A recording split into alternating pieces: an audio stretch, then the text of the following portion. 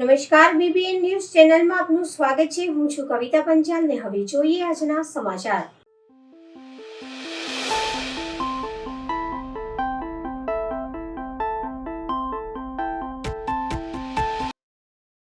આજરોજ વણકર પરિવાર યાત્રા ટ્રસ્ટ દ્વારા સિનિયર સિટીઝનને 70% ઓછી ટિકિટે યાત્રા કરાવવાનું આયોજન કરવામાં આવ્યું. આજે વડોદરા રેલવે સ્ટેશન ખાતેથી તેઓ યાત્રા માટે રવાના થયા. વડોદરાથી તરસાલી વિશાલનગર ખાતે રહેતા રાકેશભાઈ મકવાણા વણકર પરિવાર યાત્રા ટ્રસ્ટ આયોજિત દર વર્ષે સિનિયર સિટીઝન તેમજ વણકર પરિવાર લોકોને એકદમ ઓછા પૈસે યાત્રા કરવામાં આવે છે. માત્ર 70% ઓછા પૈસા લઈને યાત્રા કરાવી પોતે એક સામાજિક કામગીરી દર્શાવે છે.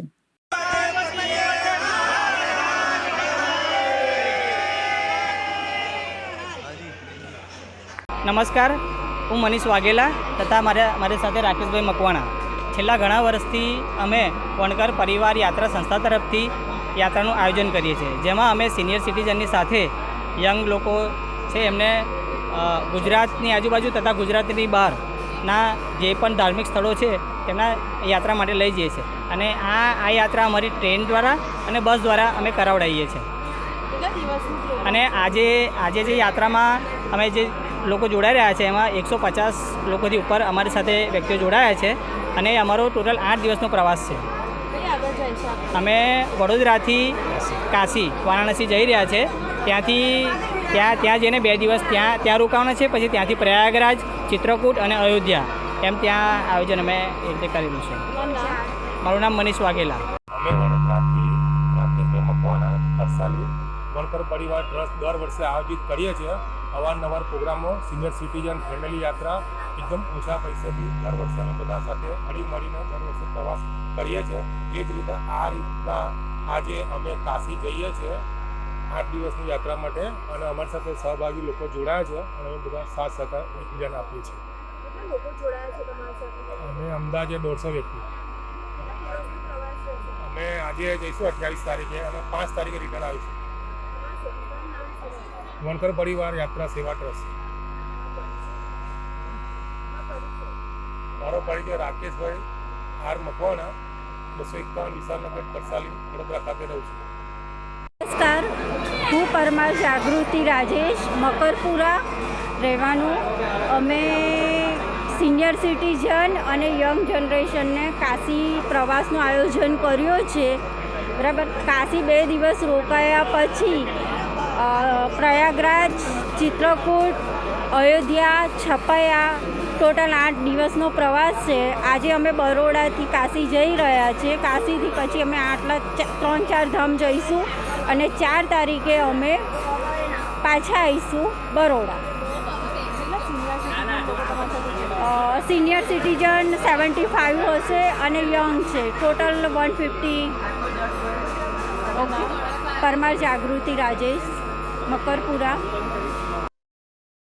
વડોદરા મહાનગરપાલિકા ભારતીય જનતા યુવા મોરચા દ્વારા પુણ્ય શ્લોક અહિલ્યાબાઈ હોળકરજીની 300મી જન્મજયંતિના ભાગરૂપે વડોદરા શહેર અધ્યક્ષ ડૉક્ટર જયપ્રકાશભાઈ સોનીના માર્ગદર્શન અને પાર્થભાઈ પુરોહિતના આગેવાનીમાં યુવા સંમેલનનું આયોજન વાણિજ્ય ભવન ખાતે કરવામાં આવ્યું હતું.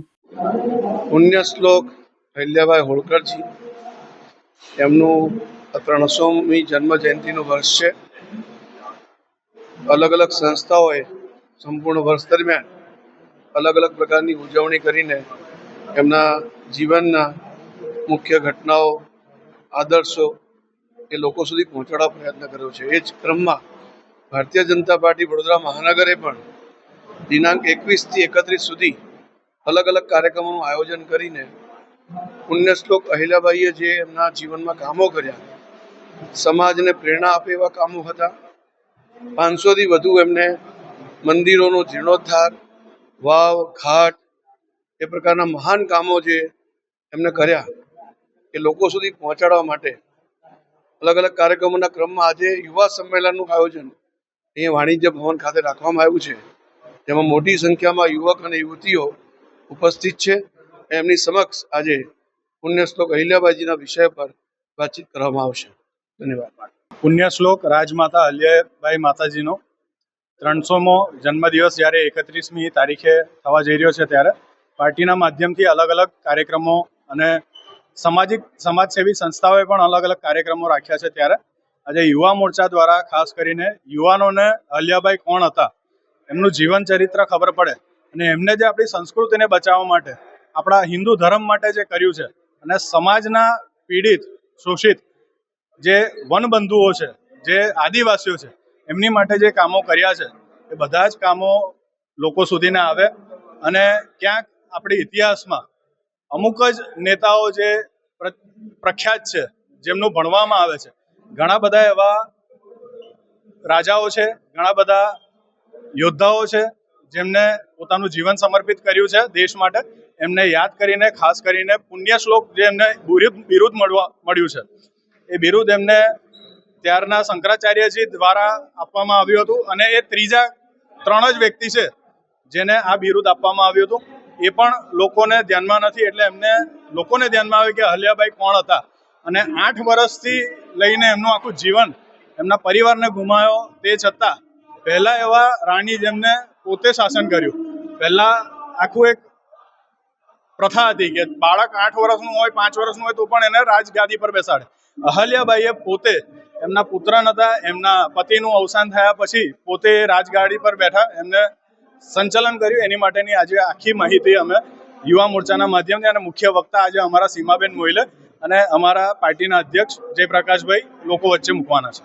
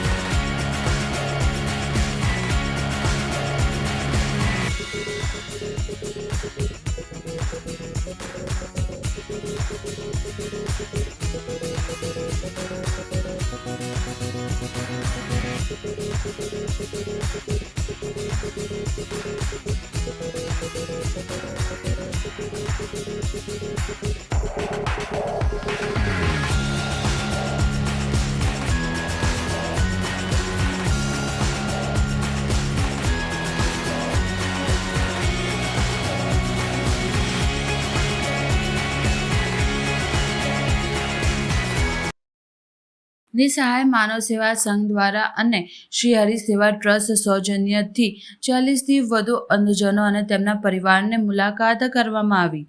વડોદરા શહેરમાં છેલ્લા ઘણા વર્ષોથી અવિરતપણે સેવા આપતી સંસ્થા નિસહાય માનવ સંસ્થા દ્વારા તેમજ સેવાકીય પ્રવૃત્તિ અવિરતપણે કરવામાં આવે છે. તેમજ વિવિધ ક્ષેત્રે નિસહાય માનવ સંઘ દ્વારા લોકોનું સેવાય આપવામાં આવે છે.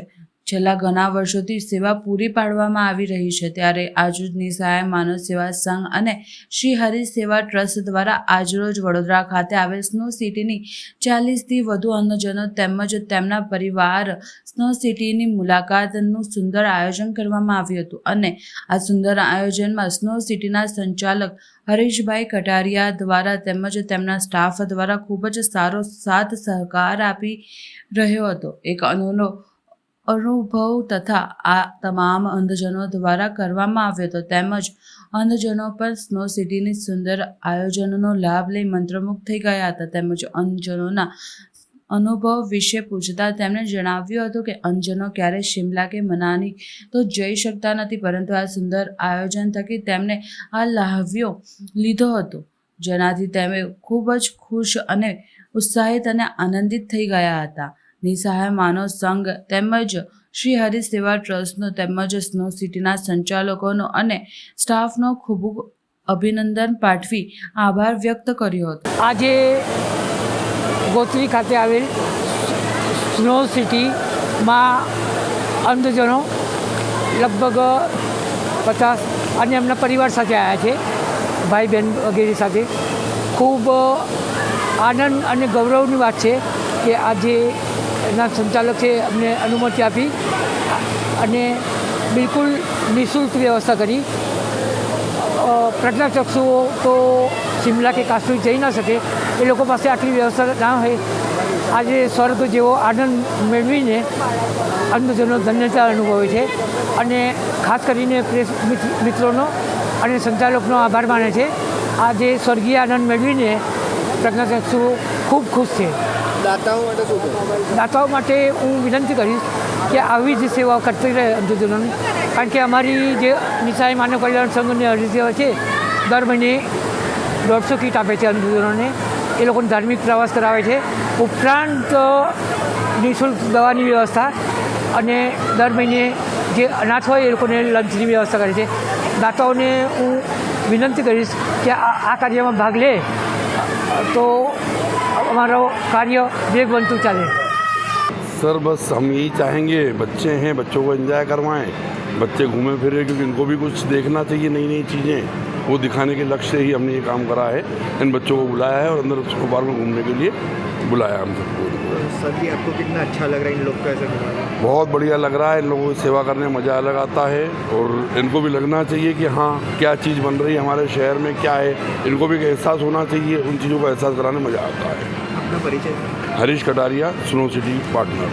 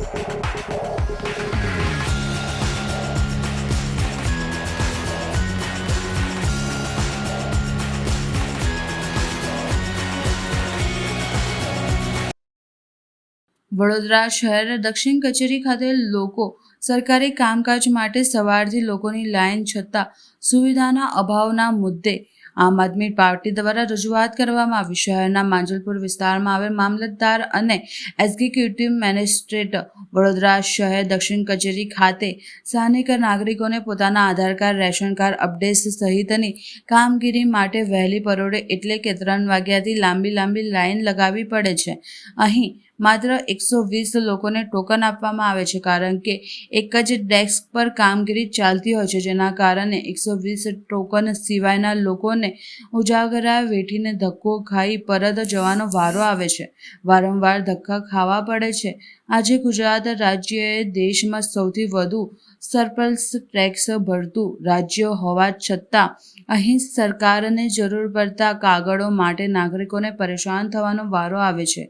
કામગી મોંઘવારીમાં લોકોની મર્યાદા આવક છે, તેમાંય ઘણા લોકો આજે લોન લઈને બેઠા હોય છે. આવામાં નોકરિયાત વર્ગને એક દિવસ રજા પાડવી પોષાય તેમ નથી, કારણ કે જો એક દિવસ રજા પડે તો તેનો પગાર કપાત થાય છે, તેના નોકરી પ્રમોશન પર અસર થાય છે. બીજી તરફ સરકારને જરૂર પડતા કાગળિયા માટે નોકરી ધંધો છોડી લોકોને વહેલી સવારથી ટોકન માટે લાઈનો લગાડવી પડે છે. સાથે સિનિયર સિટીઝન કે બીમાર લોકો માટે કોઈ અલાયદી વ્યવસ્થા પણ આપવામાં આવી નથી. એક તરફ સરકાર ડિજિટલ ઇન્ડિયા અને ટેકનોલોજી પર ભાર મૂકે છે, તો બીજી તરફ હકીકત કંઈક અલગ જ ચિતાર રજૂ કરે છે. ત્યારે સમગ્ર મામલે વધુ ડેસ્ક શરૂ કરવા અને 120 ટોકનની જગ્યાએ 500 ટોકન આપવાની રજૂઆત સાથે આજરોજ આમ આદમી પાર્ટી માંજલપુર દ્વારા વિનય ચૌહાણની આગેવાનીના મામલતદાર દક્ષિણ કચેરી ખાતે આવેદનપત્ર સાથે રજૂઆત કરવામાં આવી,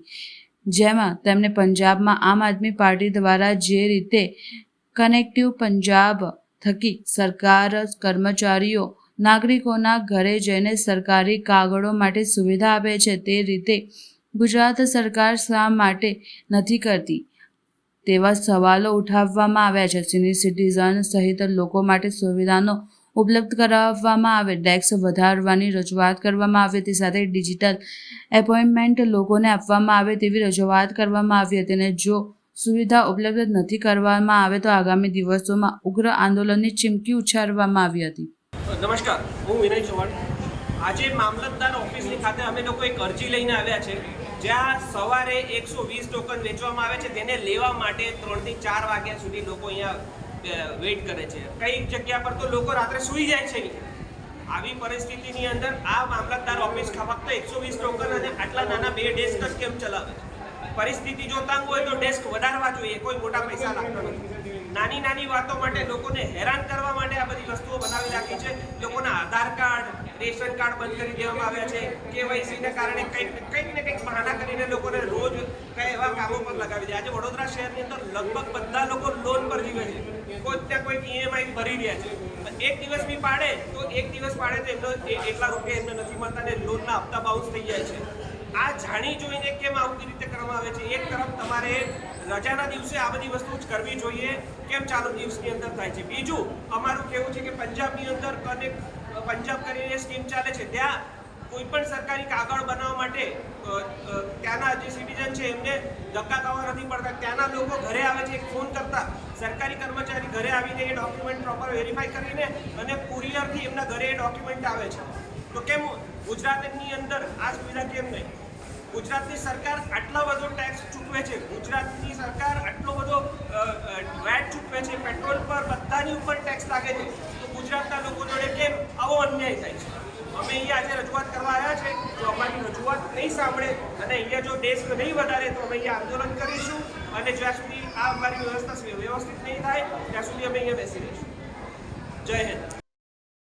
શહેરના માંજલપુર વિસ્તારમાં આવેલ મામલતદાર અને એક્ઝિક્યુટિવ મેજિસ્ટ્રેટ વડોદરા શહેર દક્ષિણની કચેરીમાં અનેક અસુવિધાઓ.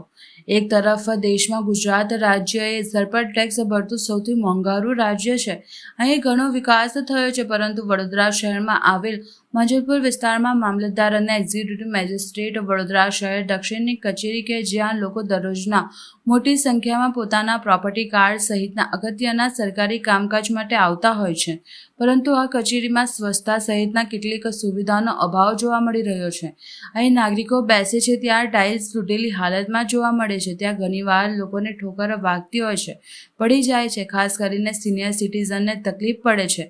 બીજી તરફ કચેરીમાં ઠેર ઠેર ગંદકી જોવા મળે છે. સાથે જ કેટલાક ભાગોમાં પાન પડીકીની પિચકારીઓથી દિવાલો, કચેરીના દરવાજા પાસેથી દિવાલો લાલ રંગથી રંગાઈ ગયેલી જોવા મળી રહી છે.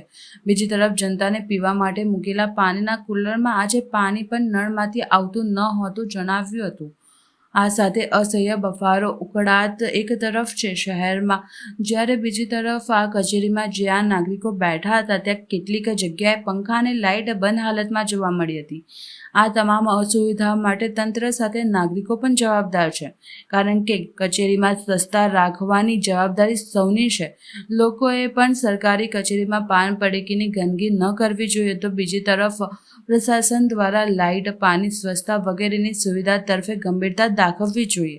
સમગ્ર મામલે દક્ષિણ કચેરીના મામલતદાર ફાલ્ગુની સોનીને પૂછતા તેમણે જણાવ્યું હતું કે અસુવિધાઓ નાગરિકોને છે અને જે બાબતો ધ્યાનમાં આવી છે તેની રજૂઆત કરી છે અને વહેલી તકે અહીં સ્વચ્છતા, પીવાના પાણી, લાઇટ, આ તૂટેલી ટાઇલ્સ અંગેની કામગીરી કરવામાં આવશે. હવે આ બાબતે જ્યારે જે બિલ્ડિંગ બનાવવાની એ બિલ્ડિંગ આરએમબી હસ્તક છે અને અમે જે તૂટી ગયું છે અથવા રિપેર કરાવવાનું છે એ બાબતે મેં આરએમબીને પણ જાણ કરી છે અને એ લોકો આનો એસ્ટિમેટ પણ લઈ ગયા છે. એટલે ટૂંક સમયમાં એ રિપેરિંગની ને બધી કામગીરી શરૂ થઈ જશે.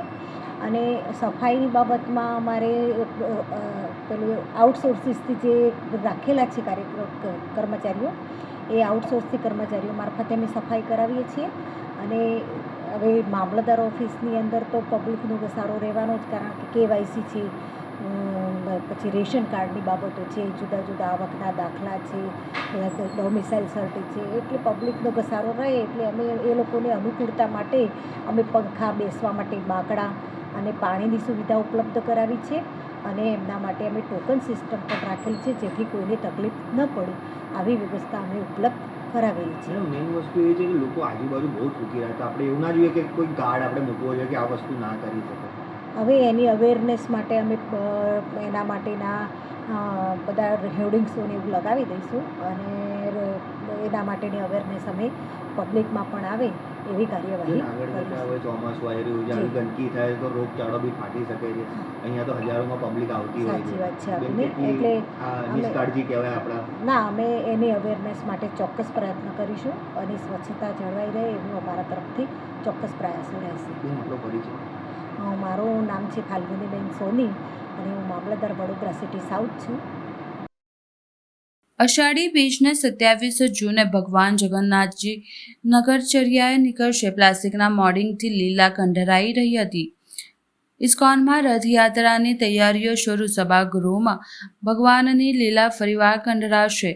સમારકામ માટે રથને બહાર કઢાયો. શહેરમાં હરિનગર 5 રસ્તા સ્થિત ઇસ્કોન મંદિર દ્વારા અષાઢ સુદ બીજે ભવ્ય રથયાત્રા કઢાઈ છે, જેની તૈયારીઓના ભાગરૂપે મંદિરમાં ભગવાનની લીલાઓ કંડરવાનો અને રથના સમારકામની શરૂઆત કરાઈ છે.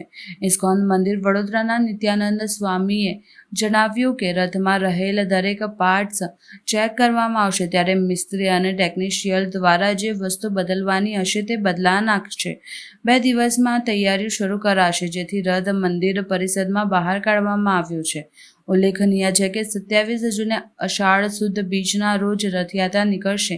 સાથે મંદિરના સભામાં માંગલની ફરી વખત કંડરવામાં આવનાર છે. પ્લાસ્ટિકના બોર્ડિંગ્સથી તૈયાર થતી આ લીલાઓ 1998માં કંડારવામાં આવી હતી, જેને આ વર્ષે ફરી વખત કંડારવાનું શરૂ કરવામાં આવશે. 11 જૂને ભગવાનના જલાભિષેક બાદ કપાટ બંધ કરાશે. આગામી 11 જૂનના રોજ જલાભિષેક બાદ જ્યેષ્ઠ પૂર્ણિમાથી ભગવાનના દ્વાર બંધ કરવામાં આવશે, જે રથયાત્રાના દિવસે ખુલશે. ધાર્મિક પ્રણાલી મુજબ જલાભિષેક બાદ ભગવાનનું સ્વાસ્થ્ય કથળતું હોવાથી દર્શન બંધ રહેતા હોય છે. રથયાત્રા પર્વ ₹5 લાખના ફૂલ વિદેશથી લાવી ખાસ શણગાર કરાશે. રથયાત્રા માટે અંદાજે ₹5 લાખની કિંમતમાં ફૂલ વિદેશથી લાવવામાં આવે છે, જ્યારે ભગવાનને ખાસ શણગાર આ દિવસે કરવામાં આવ્યો હતો. રાધાકૃષ્ણ ભગવાન જગન્નાથ મહારાજના રોજિંદા શણગાર માટે અનેક ભક્તો મંદિરમાં પુષ્પમાળા તૈયાર કરતા હોય છે. જોકે આ દિવસ માટે ખાસ વિદેશથી ફૂલો મંગાવવામાં આવે છે. हरे कृष्णा। प्रत्येक वर्षों की भांति हमारा चूँकि संस्कारी नगरी बड़ौदा है, और बड़ौदा में एक बहुत बड़ा उत्सव होता है, यात्रा होती है। जैसा कि हम आप सभी जानते हैं, भगवान श्री जगन्नाथ जी की रथ यात्रा जो इस्कॉन मंदिर के द्वारा बरसों से बड़ौदा रेलवे स्टेशन से निकल रही है और ये साल है 44वें, मतलब 44 ईयर्स, 44वीं वर्ष ये रथ यात्रा का बड़ौदा शहर में हुआ। और यहाँ तक बड़ौदा नगर जन की बात है तो बड़ी आतुरता से, बड़ी श्रद्धा से, भाव से सभी भगवान श्री जगन्नाथ, बलदेव, सुभद्रा देवी का दर्शन के लिए आतुर होते हैं। और मंदिर, इस्कॉन मंदिर भी इस यात्रा में उन्हीं भगवान के आशीर्वाद से, जगन्नाथ जी की कृपा से किसी प्रकार से कोई कोर छोर नहीं छोड़ता, मतलब कोई कोताही नहीं बरतते हैं। इस बार 11 तारीख को ज्येष्ठ पूर्णिमा के दिन भगवान अपने निज मंदिर से बाहर आएंगे।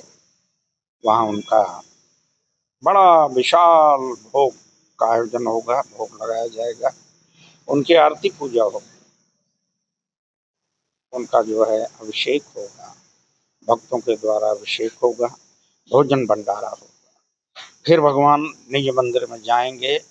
11 तारीख, 11 जून पूर्णिमा के दिन ही का ये आयोजन है और उस दिन पट बंद हो जाएंगे। फिर 15 दिन भगवान अंदर रहेंगे। भक्तों के द्वारा, पुजारियों के द्वारा उनको अलग प्रकार की सारी जो उनका नैवेद्य है, भोग है और जो ऐसे विधि है, चूँकि हम सब जगन्नाथपुरी को फॉलो करते हैं, हम ही नहीं अभी तो जो भी जिनके पास भगवान जगन्नाथ जी की अर्चा विग्रह हैं वो सब उन्हीं के अनुरूप से ही चलते हैं, पुरी के अनुरूप। और आषाढ़ी बीच के दिन जो इस बार जून 27 शुक्रवार को पड़ रहा है, उस दिन भगवान का सुबह दर्शन होगा, भोग, आरती, पूजा इत्यादि, यहाँ खूब भंडारा होगा। भगवान यहाँ से जाएंगे 2:30 बजे, बड़ौदा रेलवे स्टेशन की यात्रा निकलेगी और शाम की जितने भी भक्त होंगे उन सब के लिए भगवान श्री जगन्नाथ जी का पूरे बड़ौदा अगर आएगा तो उन्हीं भगवान की कृपा से सबको प्रसाद की व्यवस्था होगी। तो पुनः एक बार आप सबको जगन्नाथ रथ यात्रा की बहुत सारी ढेर शुभकामनाएं और आप सब सजग रहिए और इंतजार करिए। तभी भगवान का नाम स्मरण करो, कीर्तन करो, भजन करो और जिसका जो दायित्व है उसका निर्वाह करते हुए समाज और राष्ट्र के निर्माण में आगे बढ़ें। यही हम मंदिर की तरफ से आप सबके लिए कामना करते हैं। यही हमारी भावना है। हरे कृष्ण। ડભોઈ તાલુકાના સેવા સદન જન સેવા કેન્દ્ર ખાતે શાળાના અભ્યાસ શરૂ થતાં પહેલા આવકના દાખલા, જાતિના દાખલા, રેશન કાર્ડ વગેરે માટે દસ્તાવેજો પુરાવા માટે લાગી લાઈનો એક જ ઓપરેટર હોવાથી લોકોને 3-4 કલાક લાઈનમાં ઊભું રહેવું પડે છે, ત્યારે વધુ કોમ્પ્યુટર ઓપરેટર મૂકવામાં આવે તો લોકોનો સમય વેડફાતો બચી શકે છે નું અરજદારો જણાવી રહ્યા છે। ડભોઈ તાલુકા સેવા સદન ખાતે જન સેવા કેન્દ્ર આવેલું છે, જેમાં સરકાર દ્વારા ઝડપી કામ થાય તે માટે કોન્ટ્રાક્ટર પદ્ધતિથી ચાલતું અને અરજીના 20 રૂપિયા લઈને આવકના દાખલા, જાતિના દાખલા, રેશન કાર્ડમાં નામ કમી ચઢાવતું નવીન રેશન કાર્ડ તેમજ વિવિધ અરજીઓ માટે માત્ર એક જ કોમ્પ્યુટર ઓપરેટર મૂકવામાં આવ્યા છે। શાળાઓમાં ચાલુ રહી છે પહેલા આવકના દાખલા, જાતિના દાખલા, રેશન કાર્ડ તથા અનેક દાખલાઓ માટે ડભોઈ તાલુકાના 118 ગામના લોકો જનસેવા કેન્દ્ર ખાતે આવકનો દાખલો, જાતિના દાખલા, રેશન કાર્ડ, પ્રોપર્ટીના પુરાવા, રેશન કાર્ડમાં નામ કમી કરવા, ચઢાવવા અને નવા બનાવવા તેમજ અન્ય અરજીઓ માટે અરજદારોને લાઇનમાં ઊભા રહીને 4-4 કલાક સુધીને ઊભો રહેવું પડે છે।